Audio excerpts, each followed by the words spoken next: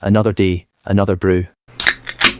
So, Hogwarts Legacy is a game that Harry Potter nerds have been demanding for years, but does it live up to the hype? For me, the first 2 to 3 hours were dogshit boring, and the next couple weren't much better either.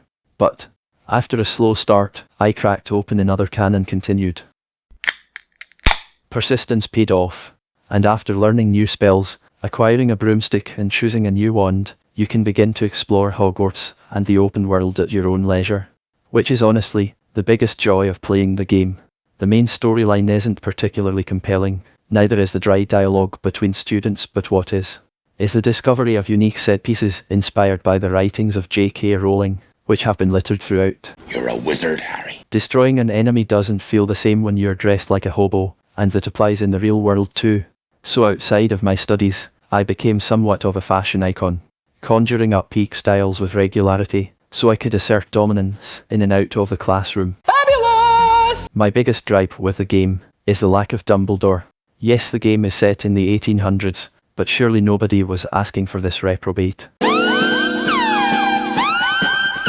Marvel's MCU introduced the multiverse, so why couldn't this be implemented into the wizarding world?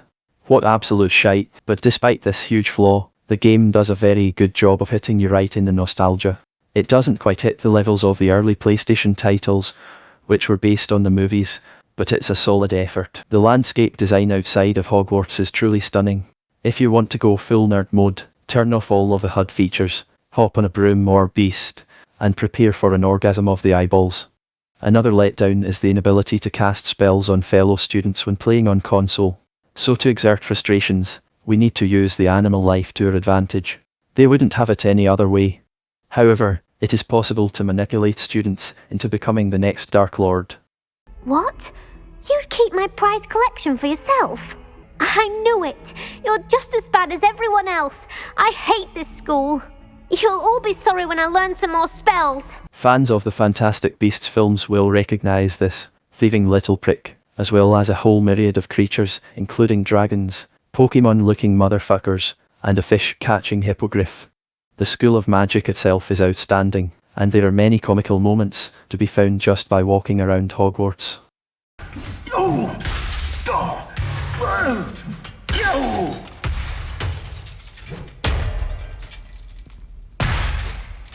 On the whole, the game runs pretty well on the PlayStation 5, but for those waiting for the release on Xbox One and PlayStation 4, be wary that the delay is most likely because of poor performance issues. And as for the Switch, for those who are on the fence with Hogwarts Legacy, I do recommend picking up a copy, even for full retail. You won't be disappointed. That's a glad rags promise. That is providing you're familiar with Rowling's wizarding world and dig a bit of fan service. Do not expect a linear, story-driven game, but instead use the open world to cause havoc, and be the baddest mofo you have always wanted to be.